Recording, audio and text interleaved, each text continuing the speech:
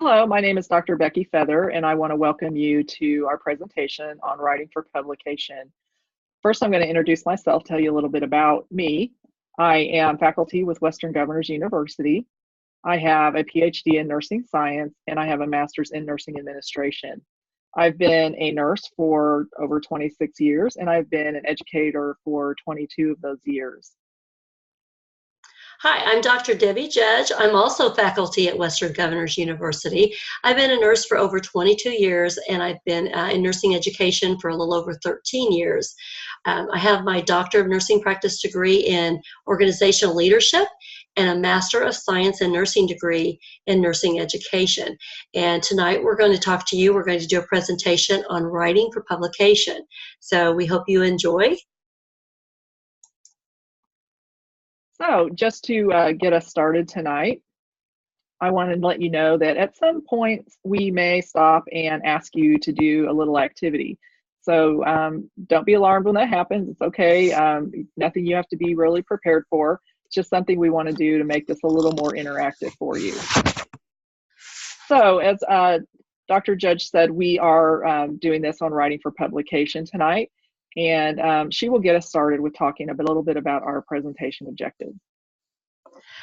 Our objectives for our presentation tonight include, at the end of this presentation, we hope that you will be able to define terminology related to submitting a manuscript for publication, identify a primary purpose of writing, discuss how to get started writing, identify the purpose of an internal review board or an IRB.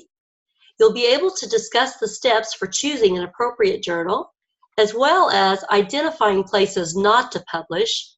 You'll be able to list ways to identify predatory journals, demonstrate how to begin writing for publication, and verbalize the steps of the publication process. So let's get started. First of all, we just wanted to talk a little bit about how do you feel about writing? Oftentimes, we don't want people to know how we really feel about writing. Some people really enjoy it. It's a great way to get their thoughts and ideas out, while others, like me, often were very intimidated by it and were not always having positive thoughts about writing. Oftentimes, also, you might hear academics, they like to talk about it. They like to talk about publishing and what's going on with their research or their interests, but they don't really talk about their feelings. And that's because we don't always have positive feelings about writing. Sometimes, many times they're negative. If we do really like to write, like I said, and get our feelings down, those can be very positive.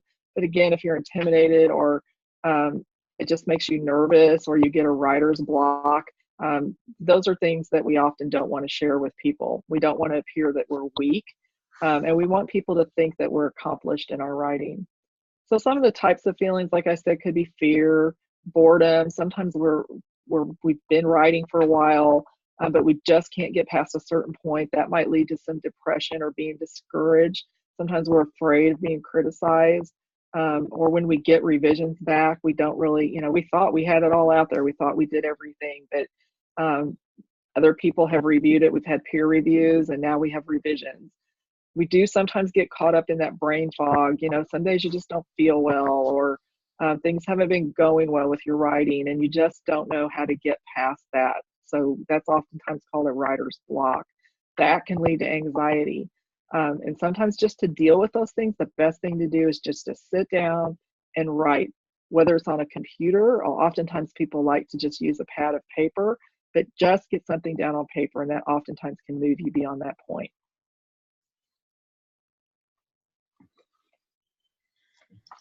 Now we're going to talk a little bit about terminology. It's important to recognize and to understand certain terminology when preparing to write for publication. Many of the terms that we're going to talk about will be very familiar to you, but some of them you may never have heard of, or at least you might not have a clear understanding of. So our first term is the word dissemination. And this just means to spread information, knowledge, opinions, research findings widely in order for it to be useful and to maximize the benefit of research to others. It's important that we learn to share our work, whether it's through poster presentations, podium presentations, or publications. As healthcare workers, we have knowledge of our experiences, maybe just our trials and errors, but it's vital to our profession that we share our expertise with others who can learn from our mistakes, and as well as promote success for our own personal success. Query letter. This is a formal letter that you would send to a journal editor to maybe propose your idea or your topic for publication in a journal. It's you introduce yourself and your work, and hopefully spark some interest in them being able to review your work. A query letter is not always required, but it is a good avenue for outreach if you want to determine the journal's interest in your work. Often it can save you time and effort, because you might think you're going to submit to a journal and you start formatting your manuscript, and then only find out that they're really not interested in your topic. So a query letter can be very good.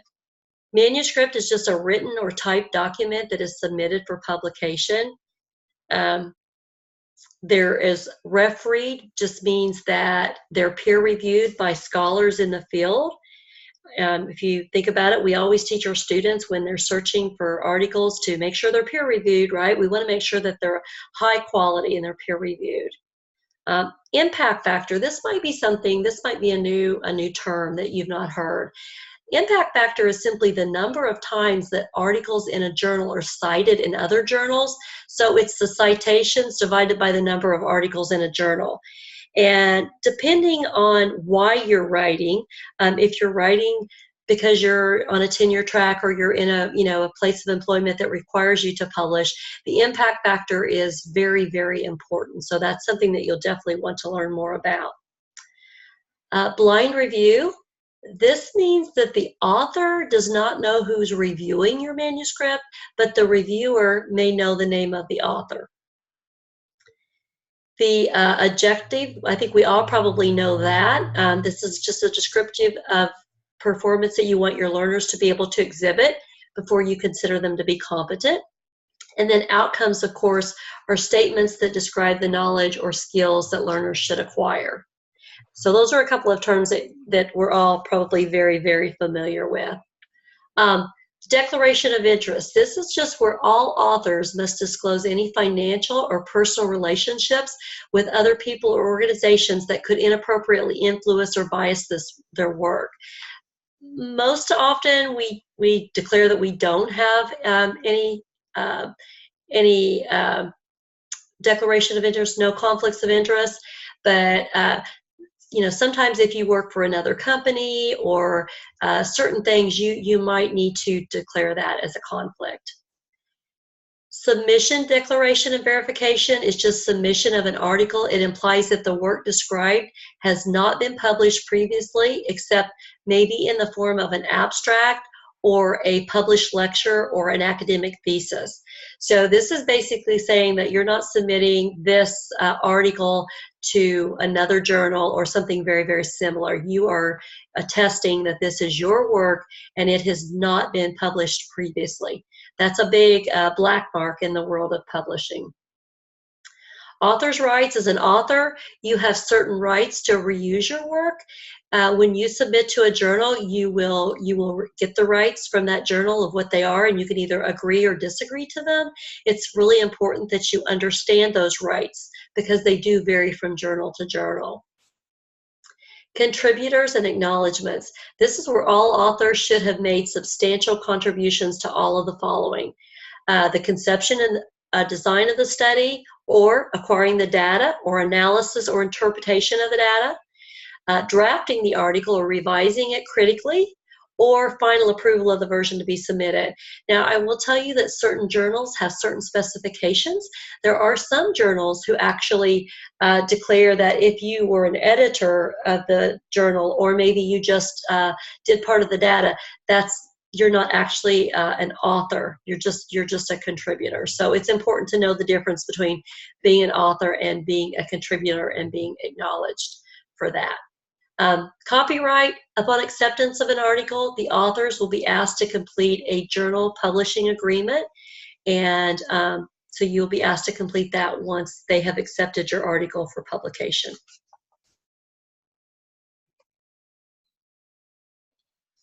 So we're going to talk a little bit about the power of writing and how to get started. You really want to think about hot topics, things that are out there in general, that just that people are really talking about and thinking about these days. You also want to think about, is my topic interesting to others? Are you going to, is it going to be informative? Is it going to be something that's readable? Is it something they're going to like and really be interested in and want to read about? You may go with areas of knowledge or expertise in your own field.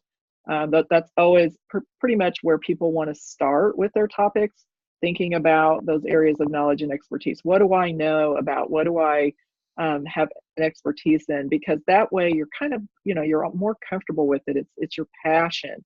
It's a way to really get moving and with your ideas and really get out there and get started.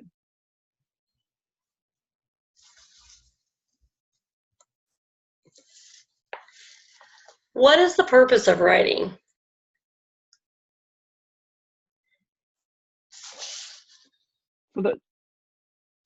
Sorry, we're messing up our slides a little bit here. The purpose of writing is scholarly publication, quality improvement, evidence-based practice, or dissemination. Those are a few things that can be the reason and the purpose as to why we write. Scholarly, like Dr. Judge said earlier, can be when you work in a place maybe that has tenure track or has requirements for you to publish. They really want you to have scholarly publications. That's disseminating your research, your results of your research, and it's in a scholarly journal. It's peer reviewed. All of those things come into play there. You can also write for quality improvement if you are in, or evidence-based practice. Sometimes if you're in an organization, a hospital or something, you may have done a quality improvement project. And then a lot of times the results of those are, you have great results. You have things that you really want to share with other people. So that's when you would maybe want to write about that and get it out there for publication. Evidence-based practice is where we have strong evidence that we have done research, we have evidence that can influence the practice of nursing, and we want to make sure that that's out there also, that we write that up. We publish it, we put it out there so that we share it with people so they can also improve their practice. So what we want you to do is we're just going to stop for a minute, and we want you to take a minute to make a note on what your purpose for writing is right now. What are reasons that you may want to write and that you may want to publish?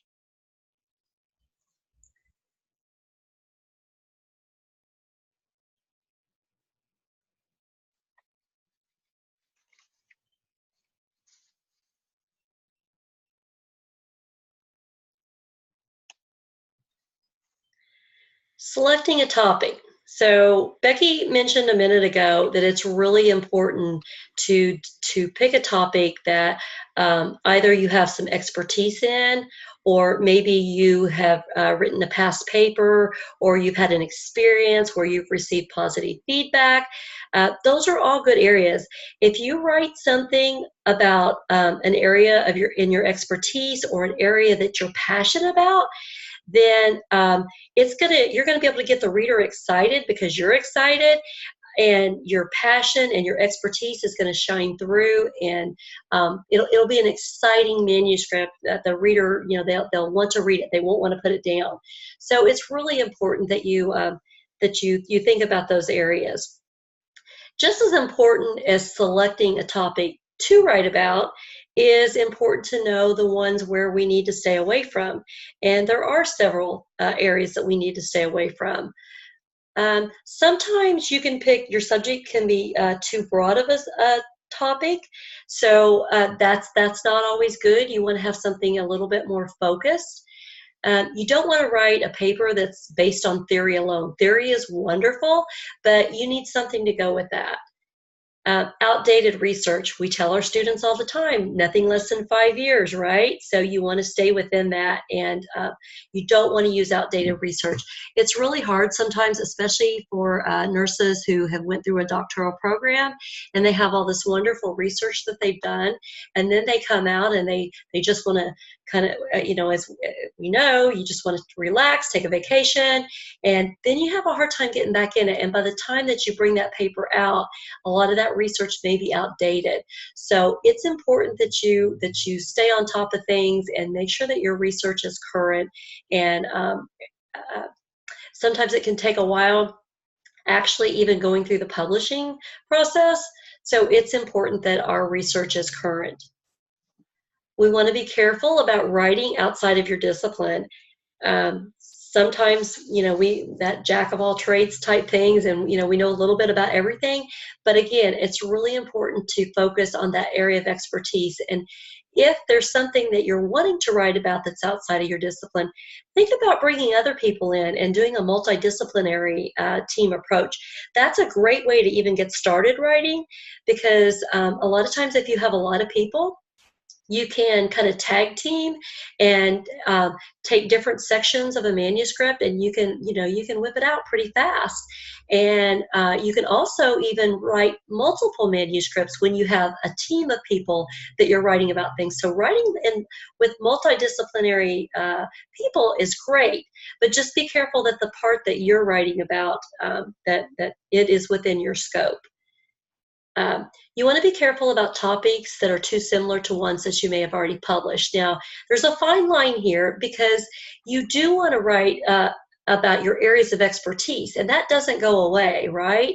Some of our greatest nurse writers have written lots of things on specific topics, and that's great. That's their area of expertise. But what you do want to stay away from is not submitting very similar, or take the same research and make it a little bit different and submitting it to another journal. You want to be very careful about that.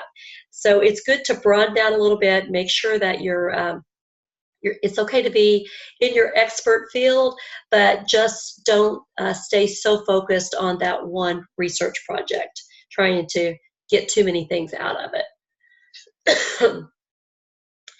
You also want to stay away from using a thesis or just one chapter of a dissertation. I know people have done that, and actually I've done that, but it is something that you want to stay away from. You want to try to bring in the whole thing and not just focus on that one section of it. Small sample size is another thing, unless you're doing qualitative research, which we're going to talk about in a minute. You want to make sure that if you're doing a research study and you're writing about it, that you have a significant sample size, so that you can have good publishable results.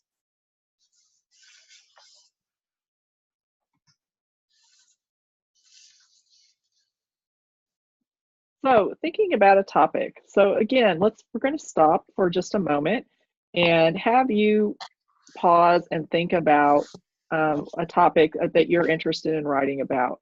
I want you to make some notes about that topic just to get your thoughts down on paper. Where's something you might want to start with? What are the ideas that maybe go along with it? Then think about how you would get started, such as with your lit review, where there might be a gap in the knowledge, and scheduling time on your calendar to begin that work. We're going to go into those things all in a little bit more depth here as we continue with our presentation. But for right now, just pause the recording and think about these things for a few minutes, and then come back and we'll move on.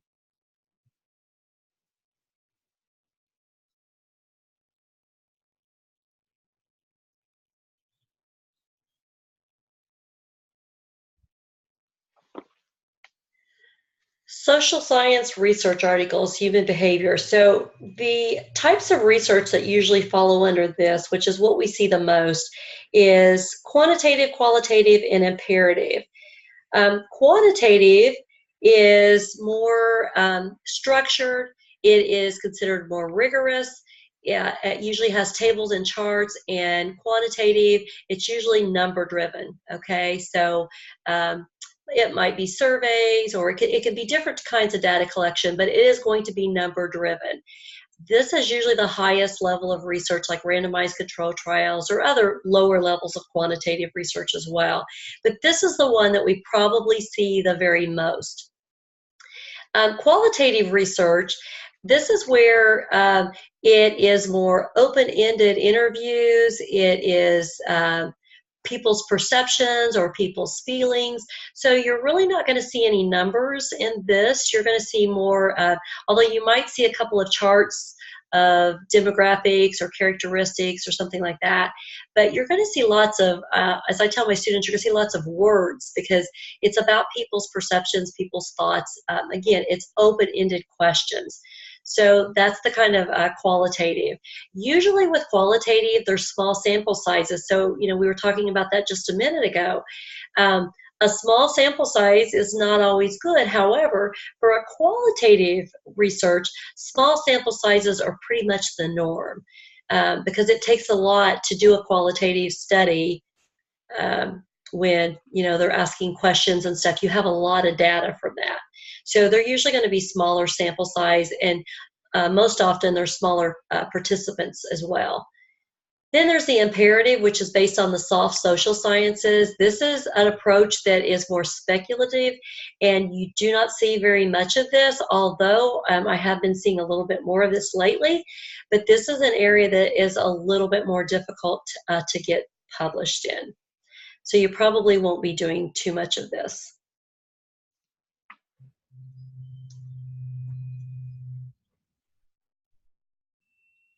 The lit review.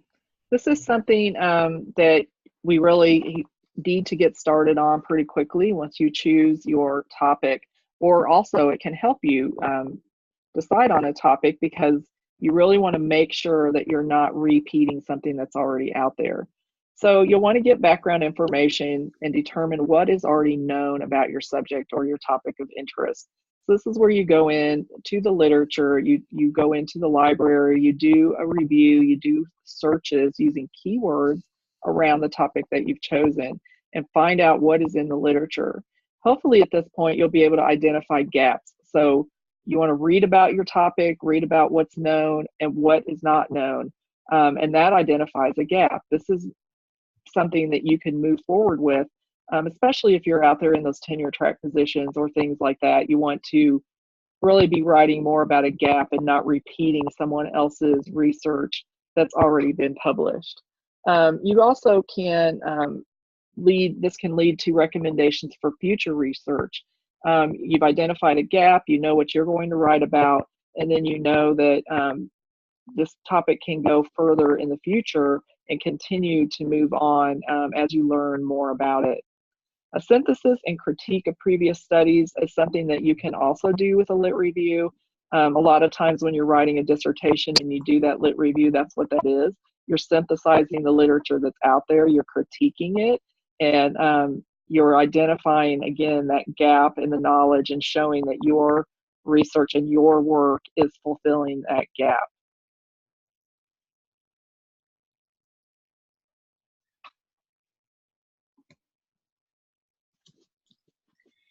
The IRB, or Internal Review Board. So what is an IRB? The Institutional Review Board is basically, it's a group or committee. They're usually formally designated to review and monitor research, specifically involving human subjects. They have authority to either approve a proposal. They might actually ask you to modify it, or they can disapprove your research. The specific group, they serve a very important role in protecting the rights and welfare of our human research subjects. The purpose of the IRB is to assure that appropriate steps are taken to protect the rights and the welfare of humans participating as subjects in the research. The IRBs use a process to review research protocols, and they include also significant materials, which would be informed consent documents or any kind of brochures or questionnaires or anything that the researcher is going to be using. They would include that with their protocol when they submit to the IRB. And again, they're ensuring the protection of their participants in this study. Sometimes IRBs are called a different name. They might, depending on the organization, sometimes it may just simply be an ethics committee or a review board, or it could even be, named after the institution, if it's a university or a hospital or whatever. But all research should have ethical approval and before doing research. But definitely, if you've done something, and education is a really good area for that, where sometimes we just do things and we're not really thinking of it as research. It's more teaching type things, and then we decide, oh, wait a minute, I could write this up. This would make a great manuscript, right? But you still have to go through that IRB process and get approval, even if your information is de-identified. They have to give approval for it to happen before you can actually write a manuscript and get it published. That's a big area that you want to make sure that you do not forget to do before you actually would submit a manuscript for publication.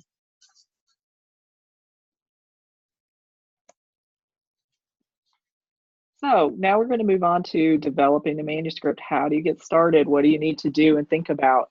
First of all, you have to plan to write. If you don't have a plan in place and you just try to kind of fit in your writing whenever you have a moment or you think that you might have some time to set aside, that is not going to work. A manuscript takes a lot of time, takes a well thought out process, and it really does take planning in your schedule to do that. So you want to schedule that time on the calendars and sit down maybe once a week. I attended a writing workshop once and really learned a lot about the importance of scheduling your time to write. Decide whether you're a morning writer or a person who likes to write in the evening. Everybody's different, and so you can't really go by what other people do. But maybe on a Sunday, if you start your week on a Monday, sit down and pull out your calendar and schedule everything for that week. This means scheduling meetings, everything that you have to do. Make sure it's all out there and put on your calendar. Then look at time that's available that you can schedule to write, and put it on there just as if you would any other appointment or any other meeting. And then do not allow anything else to take priority over your writing time. Make sure your family, your friends, everyone knows that this is my time for me to write, and that they don't bother you or expect you to give that time up, that it's just as important as everything else. And then do it. Many times, just like we talked about earlier, you hit that anxiety level or you have these obstacles that come into play that make it difficult, or they give you an easy out. I'm too busy. I really can't put this into my day today. I didn't get everything done that I needed to do. So you will take that, oh, I have this time to write, but I can use that time to do something else. Or I have to do this first. I need to go to the bathroom. I need to get a drink. I need to go take a walk. I didn't take the dog out. All of these things that you'll just come up with all kinds of excuses. I have to do this first before I can really sit down and put my head into the game. Something else might be, oh, I need to do more research. I just don't have enough knowledge. And that's an easy excuse. I'll tell you, I did that a lot because it's really fun to kind of sit down and read about things and continue to do more research. And there's always more out there to read. There's always more research to do. So you have to kind of set that aside at a point and get started writing. You may think you have a writing block, like I talked about previously as well. That happens to everyone. Just sit down and write. It doesn't have to be perfect. I'm one of these people that if I type it on a computer, I think I've got to go back and make all the corrections and everything has to look great and wonderful. That doesn't need to be that way to write. Just sit down, get something out, get it on paper, get it on your computer, and don't worry about seeing all of the problems. You can go back to that later. But the way to get around a writing block is to just sit down and write. Sometimes we're afraid to publish, and that keeps us from moving forward. We're afraid to put it out there. We're afraid that we don't have good enough ideas. or people won't like it, or people won't want to read it, or when I write to the editor, it's not going to be a good topic, or other people have done this already. I'm afraid to put mine out there. I might get critiqued or turned down. So there are a lot of reasons that would keep us, would make us afraid to publish. But we just have to get past that, just like we do the writing block. Don't worry about it. Everyone starts at the beginning. Everyone was not an expert in the beginning, and you just have to take that first step and move forward. A lot of times, like I said, if you have trouble focusing, that's a good reason. I can't focus right now. I'm too tired, had a bad day, just can't think about it. Scheduling that time on your calendar will really help you to focus, because you know that I need to do this. Also, you should schedule it daily, or at least 3 or 4 times a week, because focusing takes a while. If you have not been writing for like a week or 2 weeks, it may take you 15 to 30 minutes to get your head back in the game and really focus on where you were, how you're going to move forward, and just in general, what you want to write. But if you write more frequently in shorter blocks of time, it's a lot easier to bring your head back in the game and focus more and be able to get back in it quickly. So those are things to think about when you're starting to develop that manuscript. I'm going to add on to that, Becky, because I love everything that you just said about that. And I'm one of those people. It's like, okay, I'm just here to tell you, if I could do it, you could do it. And I never, ever thought that I would be, published author. That I just never thought that. And it's because I had great mentors and people who pushed me to do it and shared the same things that we're sharing here today.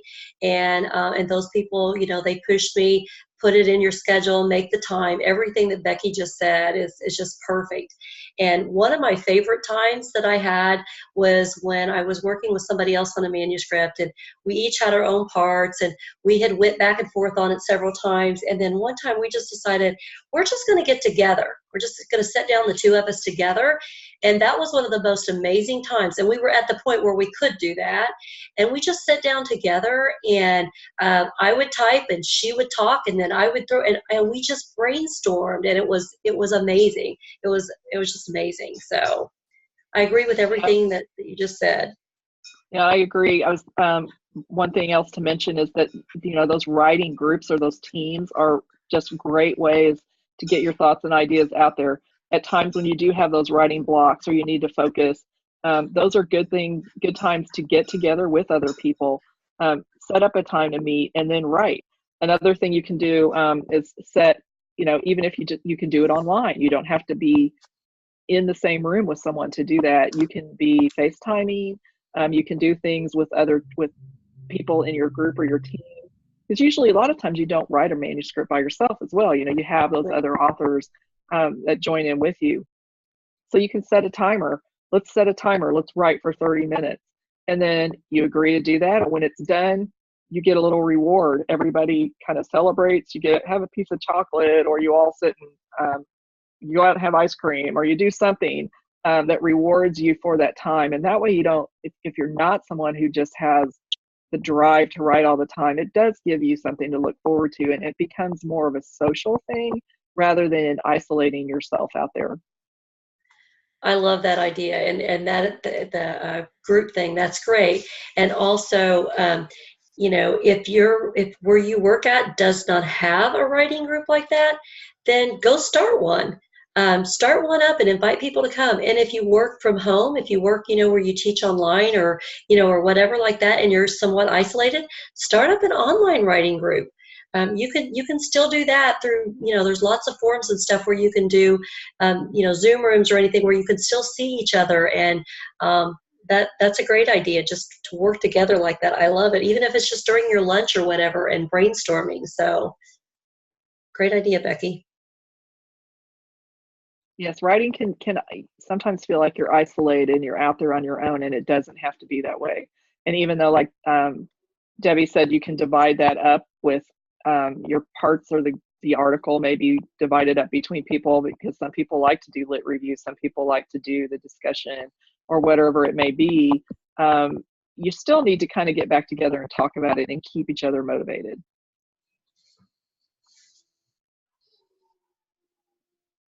Okay, so we'll move on. The next one is just sections of the scientific manuscript. So this is if you are doing a research-based scholarly type manuscript. These are the types of sections that you might see that what a journal would expect you to do. So you're going to have the introduction, and everyone kind of knows what that is. It's really telling the reader what the paper is going to be about and just introducing your topic. Methods would be the section where you talk about what Debbie talked about earlier. Is it qualitative? Is it quantitative? You go about discussing what the methods were to do your research and making sure that that's clear to the individual reader. The results section is after you've done your research and you've gotten your results, you need to put that out there and say what those results are, and really just deliver the data and the information that you learned. And then in the discussion section, you're going to discuss those results. This is where you're going to offer more of your opinion and of how you felt that the research went, what you learned, and also discuss what maybe your future options or future research may be. The conclusion is, again, pretty self-explanatory. You're writing a conclusion to really just wrap up the whole article. Again, maybe give a little bit of the top results, talk about the important parts of that article, and then a conclusion of where you may be going from that point.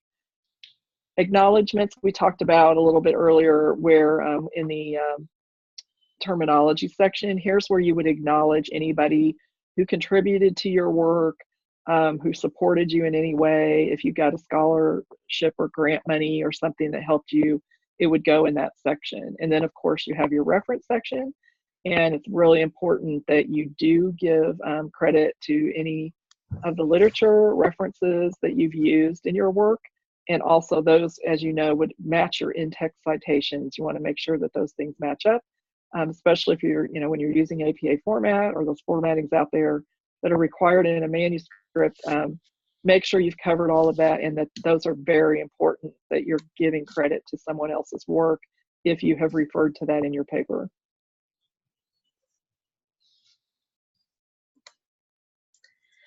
Selecting a journal. So this is extremely important. You want to look at several different things when you're selecting a journal.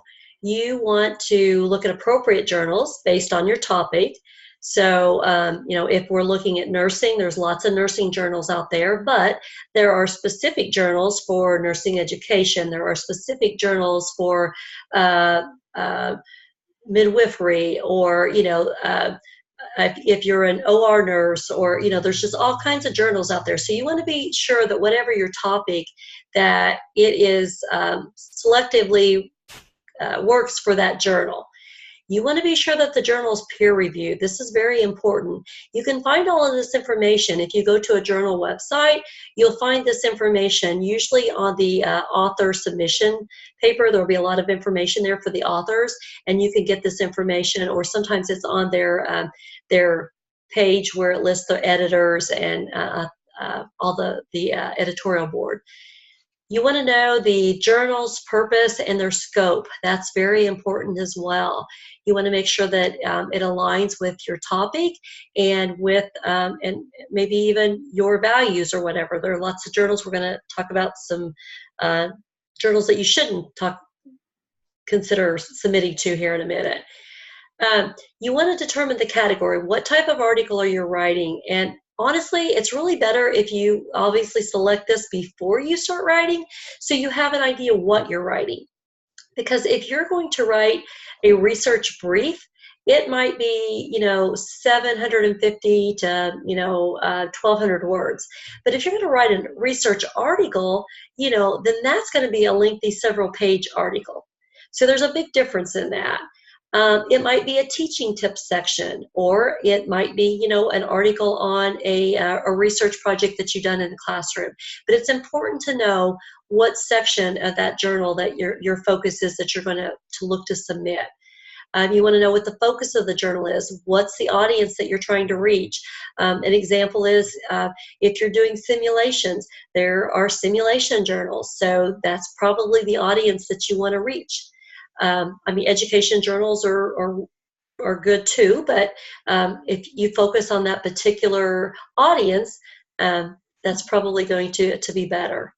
What has been published within the last few years. This is very important because you don't want to select a journal that has already saturated with certain things. And part of it, going back to that query letter, is if you select a topic and they might say, well, we've already, written or had things written on this in the last few years.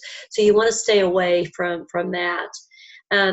Other things that you can do is you can find out, you can ask your colleagues, are they familiar with the journal? Do they know if they ever heard of this journal, or have they ever read any articles from this journal before? You want to find out, can you easily identify and contact the publisher? This is really important too. I'll get to this a little bit farther down here, but that's important, that the contact for the publisher and the editor. Is the publisher's name clearly displayed on their journal website? And do they post telephone, email, or how to contact them? That's all important. You want to make sure that the journal is clear, that it is peer reviewed.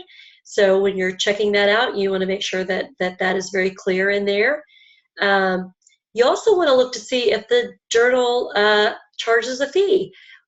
Sometimes journals do charge fees. Now, most people, I won't say most people, I'll just say I've never submitted anywhere that charges a fee, but I know that there are journals who do charge fees, or there are journals who maybe they will publish your article for free, but if you want to do like open access or something like that where your article is more accessible, then there is a fee charged for that, but you have that choice. So you want to know about all those options up front.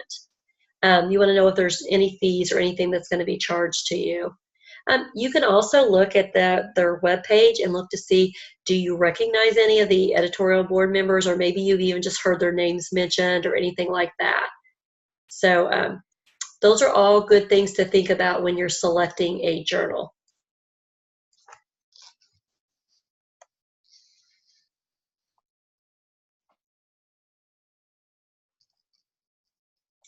Many journals need you more than you need them, believe it or not. So it's important that you do review all of everything that I just talked about there, and make sure that this is the journal that you want to submit to.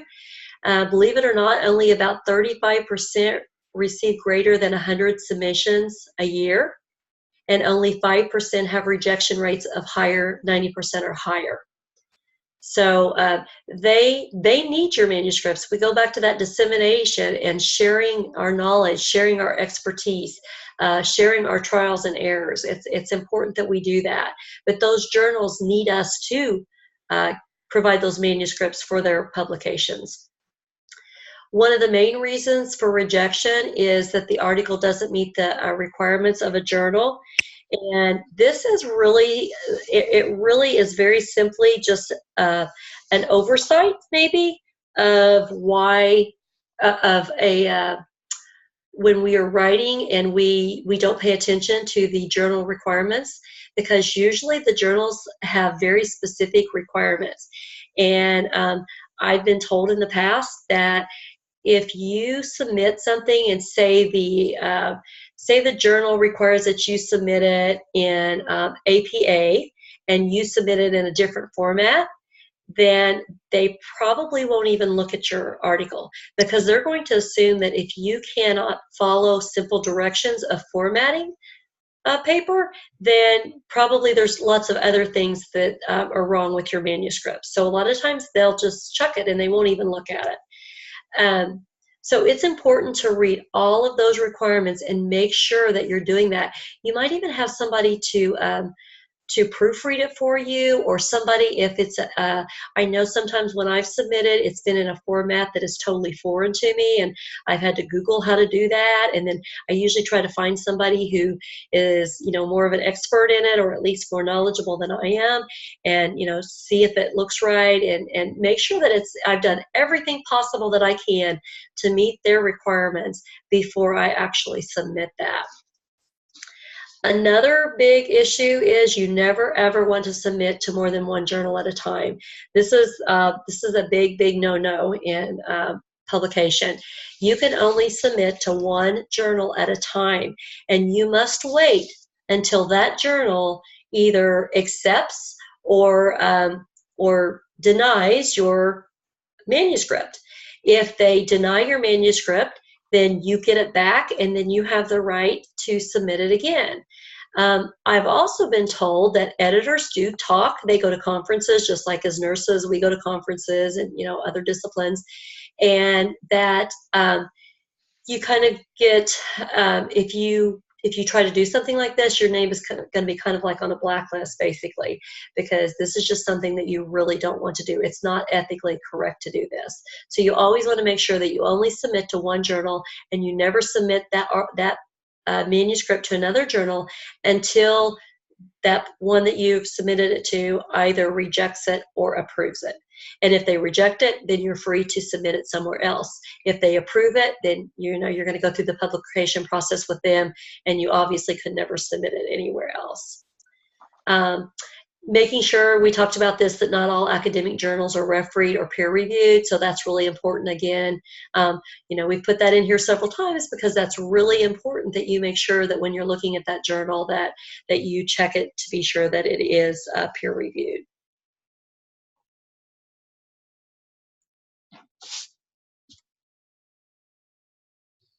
Okay. Once again, we want you to stop the recording and think about a journal.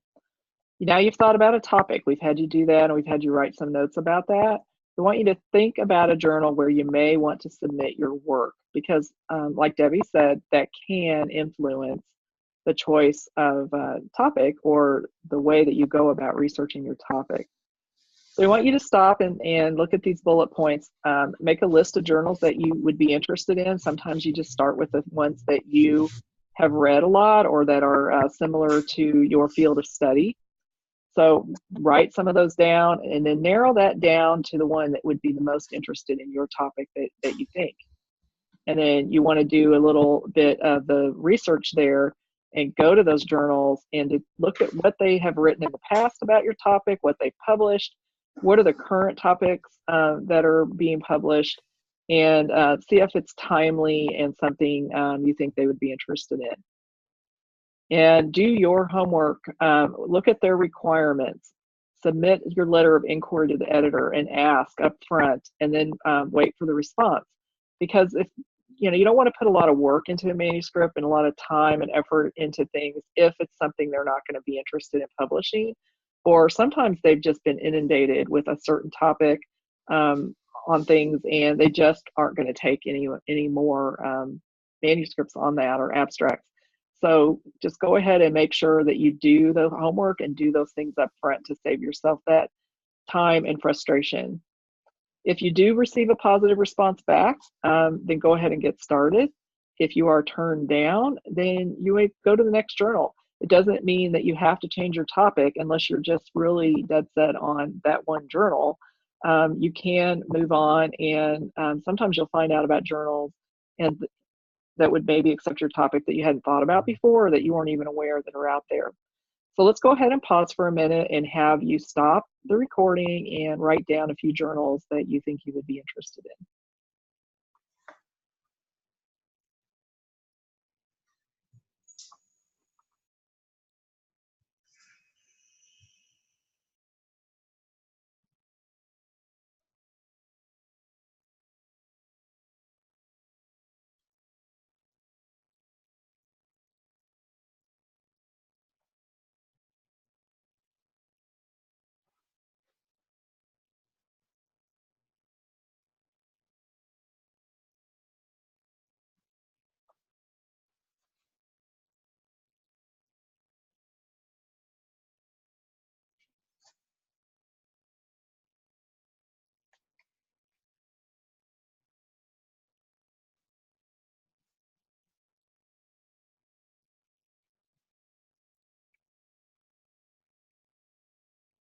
Okay, so now let's move on to the next slide.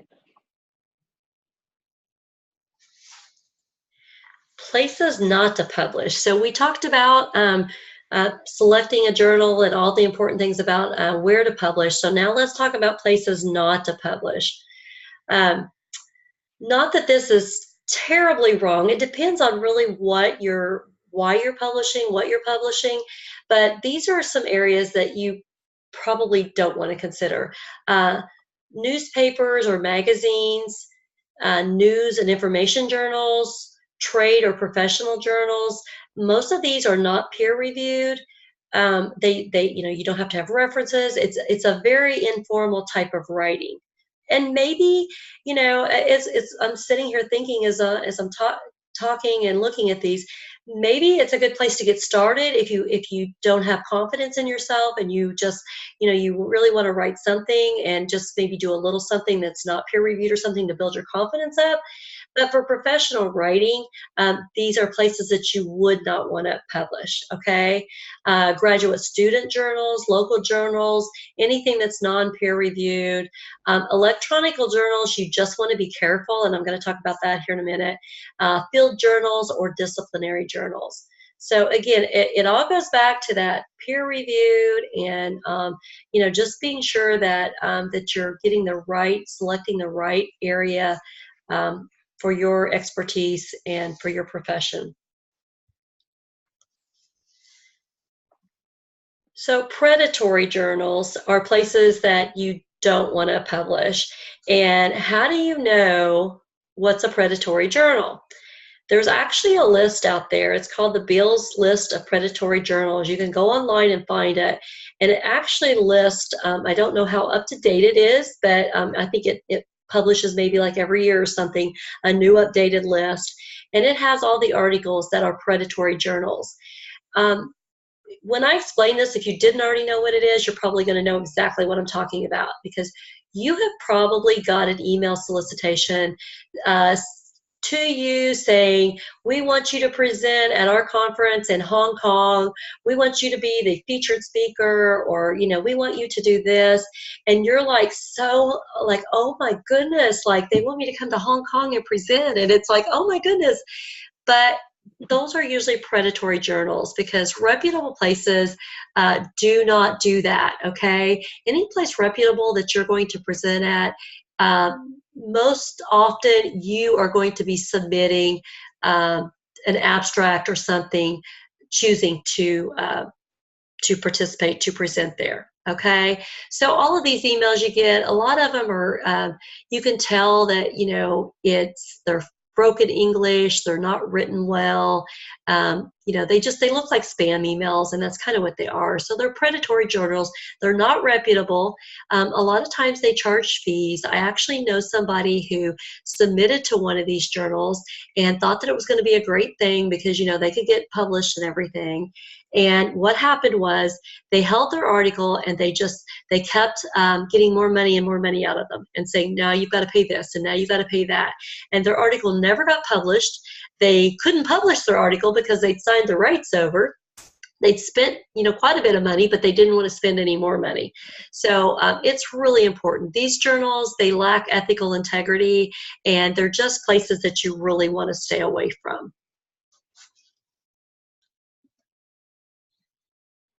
So can we go back just a minute to that other one? Just had a couple of things to add about the predatory journals. We do have things called open access, and you will hear about open access journals. Some of those are not predatory in nature. So you want to be really careful and do your homework and do your background research about that, because we do have more and more open access. We do have some journals that publish online in their own version of an open access journal, but that are still reputable. So you want to be really careful. But like Debbie said, the ones that are predatory do have those really strange ways of contacting you, and if you get that gut feeling that they're not on the up and up, you're probably right. So really check into that. They are really in the business of making money and really not about preserving your research and putting that out there for a positive aspect. They're not upholding the best practices of scientific journals and that kind of thing. So just make sure that you really check into it. They also typically won't have that impact factor that we talked about, so that's another way to verify if it's a legitimate journal. So, you know, there are ways to go about doing that. But the open access journals, some are good. There's a Biomed Central or a Public Library of Science database that you can go into. They do have open access journals where they're published for a fee, but they are still subjected to that conventional scrutiny process. And they do allow researchers and people to get full text articles. I did go to a presentation once from a librarian about this, which was very helpful. So if you ever get a chance to do that, I advise you to do so, because they do, you know, there are countries out there that would love to have access to our research, but they can't afford to pay those fees. So more and more you may be seeing some open access, but you really, really want to be careful about it. So I just kind of wanted to let you know about that a little bit. Thanks, Becky. Great points. So we'll move on to the abstract. This is something that is very important, and it can also be looked at as an actual publication on its own. But it is usually required with any publication. You are going to submit an abstract with your manuscript, or before your manuscript sometimes. It's a shorter version of it. It describes your topic. It helps clarify your thoughts and puts things into a smaller perspective. It identifies problems that you are going to solve in the article. It is usually smaller. It's usually 120 to 250 words maximum. So you're going to be putting a lot into a small document there. But it helps you connect to an editor, helps them know about your work and your article without them having to read the whole manuscript or the whole article. You can get recognized. Like I said, you can get our abstracts published. This is sometimes you will submit an abstract also if you're going to do a poster presentation. And a lot of times there are conferences that do publish their abstracts. So those are ways to get publications out there, but to get your work cited by other people as well. They will do research, do lit reviews, look at your abstract, and really kind of go from there as to whether or not your article is something they're interested in. So you want to make sure you're using relevant keywords in that condensed version of your article there in your abstract. They will also ask you to give them keywords when you're submitting this to a journal with your abstract. And some of those keywords will want to come from that title of your manuscript. So you may want to get some help with that because the title is very important. You know that when we research things, we always look for keywords, and we typically, you know, first thing you do is look for that in the title, but also in the abstract of those articles. So make sure that you're using words that really pop out, that are specific to your research and your work, especially if you want people to be citing you and reading your work. Things that you do not want to do in an abstract. It's not really a total introduction to your work, like an introduction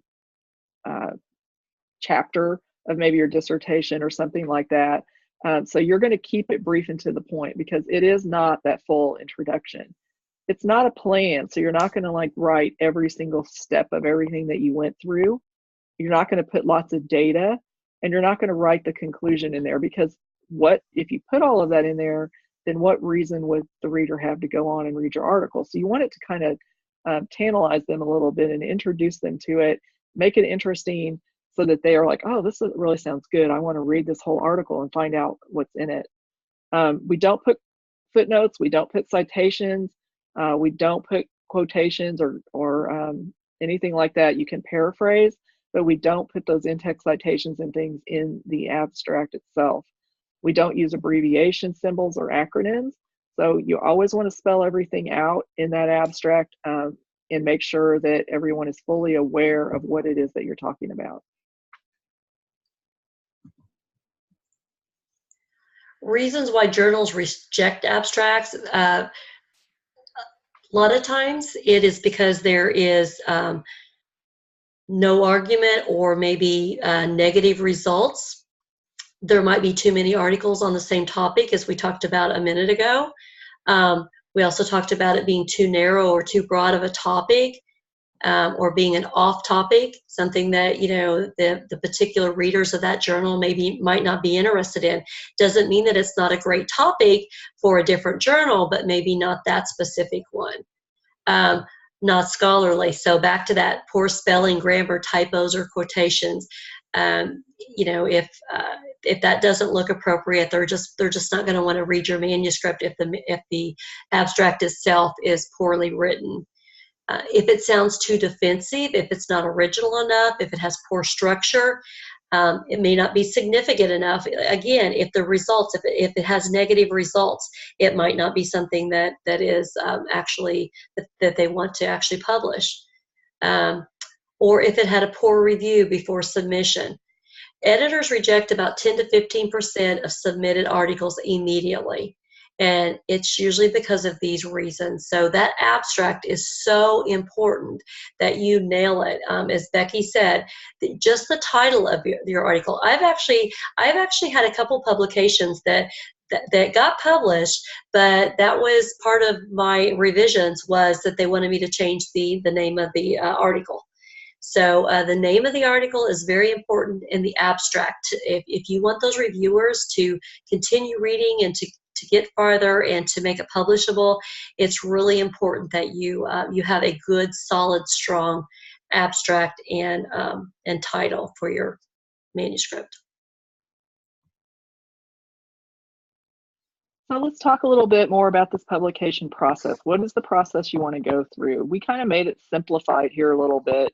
We have, you know, step 1 and step 2, but really step 1 is, if you kind of go back and think about what we've talked about, choosing that journal is really part of step 1.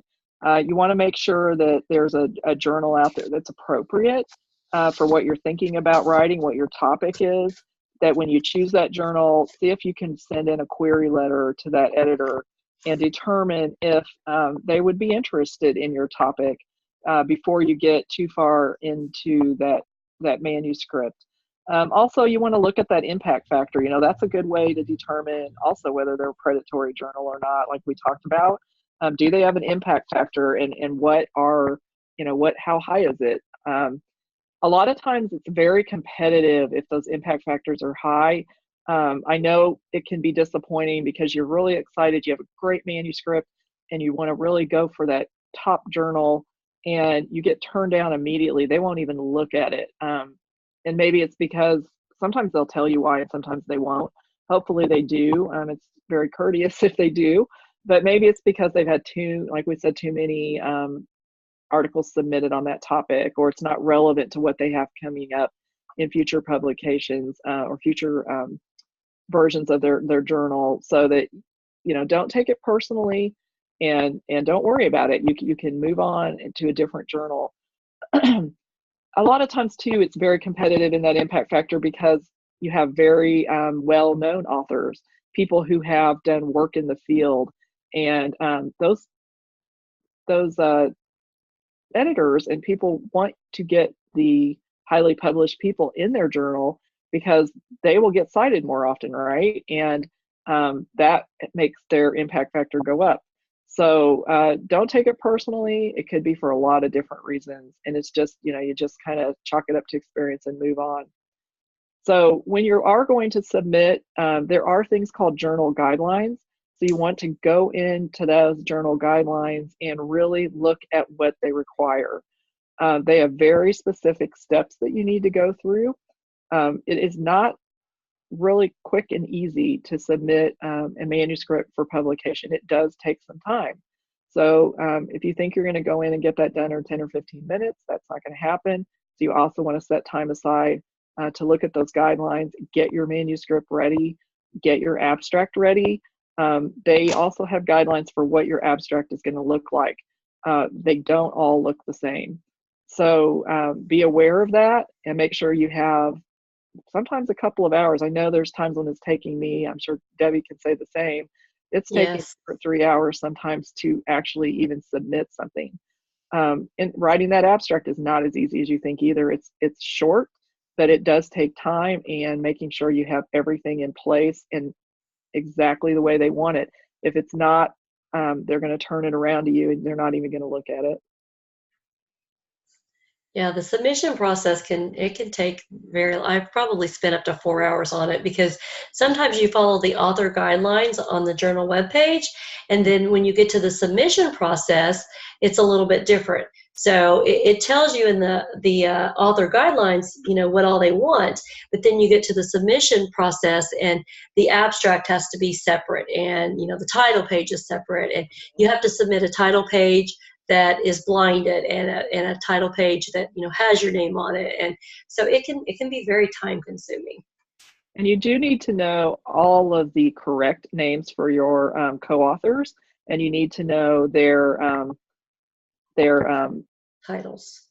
the titles, what they want to go by, so that you know exactly what to put on there. Because if not, that's going to slow you down. You're going to have to get out. You're going to have to go contact people.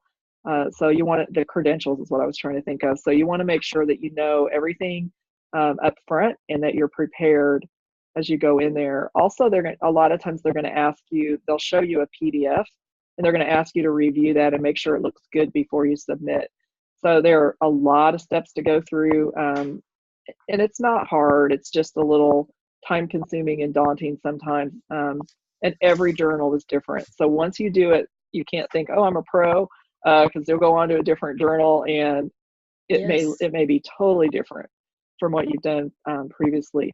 Not every journal requires APA. They may have a different type of formatting that they ask you to do as well, and you'll have everything ready to go, and then you'll get in there and find out it's something different. So don't get discouraged and don't get upset. Just do the work, and you will be successful. Patience. Patience is not the ability to wait, but the ability to keep a good attitude while waiting. And I think that this is really important. I love this slide, because it just reminds us that, all good things are worth waiting.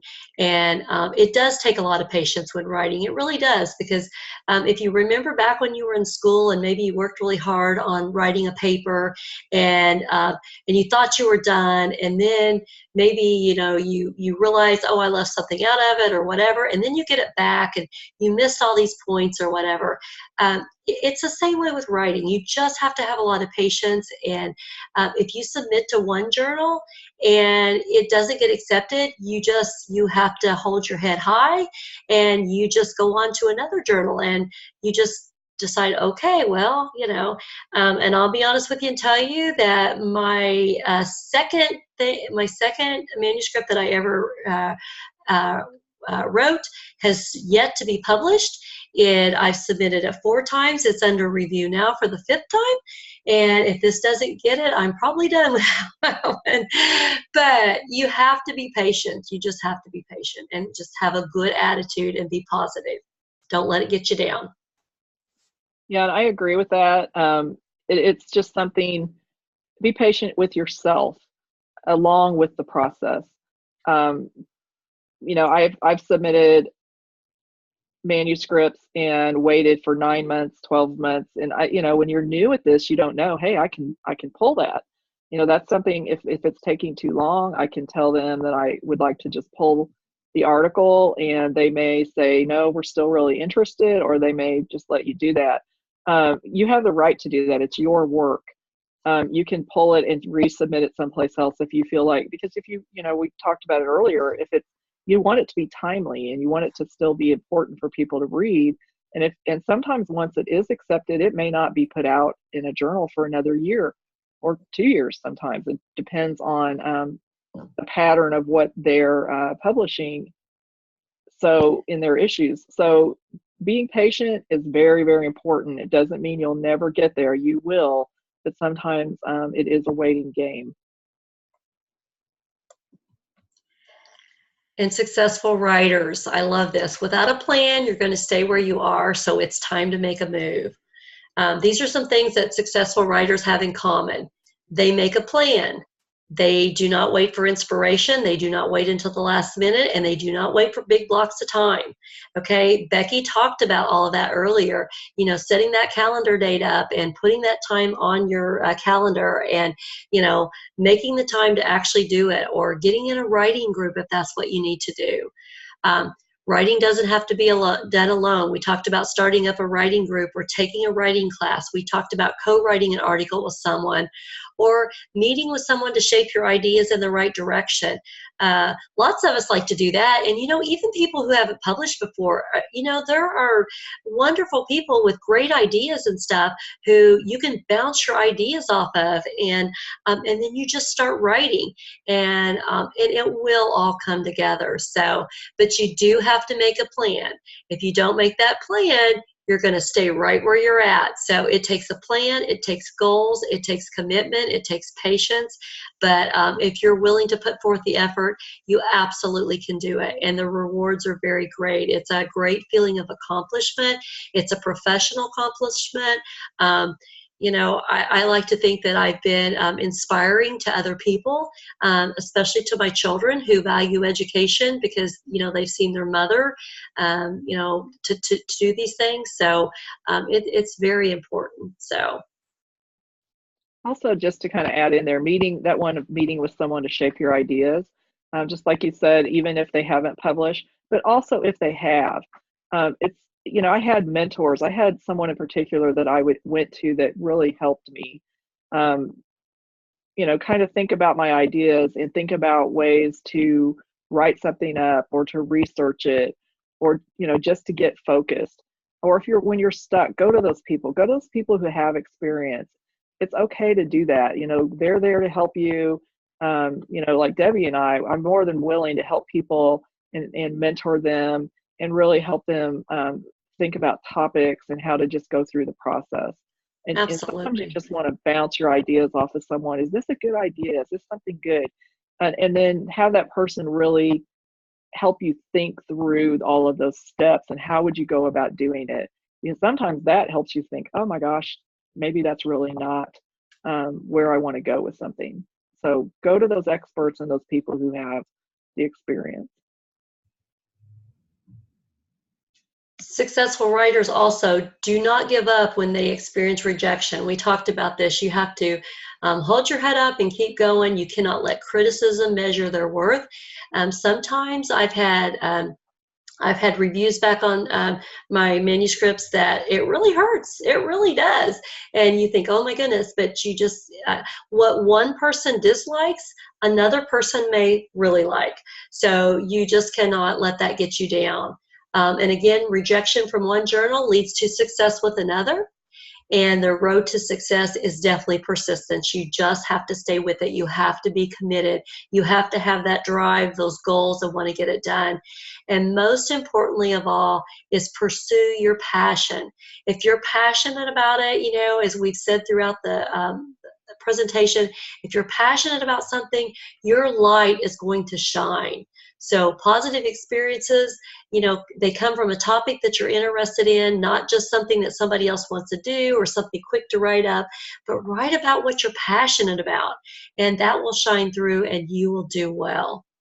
And then I love this quote, success is buried on the other side of rejection. Yes, that is so true. You can take a negative and turn it into a positive. And really getting rejected from one journal is not even really a negative. Sometimes it's just not the right place for you to be. It's not the right journal for you to publish in. And that doesn't mean that what you did was bad or wrong. It just wasn't the right place for you. So moving on to something else can lead to something better. You know, I think when one door closes, the window opens, and you know, we go a different route. And that's when you learn and you grow. We learn the most from things that are difficult. If everything were easy, we would never feel that great reward when we do make it over those hurdles and get to the end and really have a great publication. I know when mine was my first publication, I was so excited and just couldn't believe it. And you don't really even have to wait until you're at the end of a big degree, a dissertation, or a project. I wrote my first article from a paper that I had written in class, and I took the risk and I went out there and did it, and it was accepted. I did have some revisions, um, but I couldn't believe it, and it was great. It was a wonderful feeling to have that, and it was something that I had never thought about even doing, but someone else had done it, and I'd learned from another student that you could do that. So you don't have to wait. If you're in programs and you're writing good papers and you're being recognized for your writing, you can put those out there. They don't have to be great big research articles to publish. So think about that too.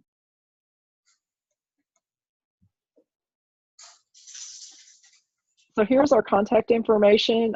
We love talking about this, and we really would be willing to answer questions or mentor or help people who are wanting to publish.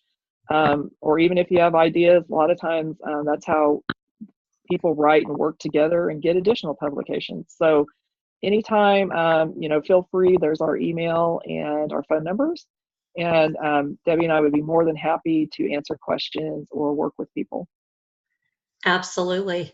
Thank you for attending, and contact us if there's anything that we can help you with. Have a great evening.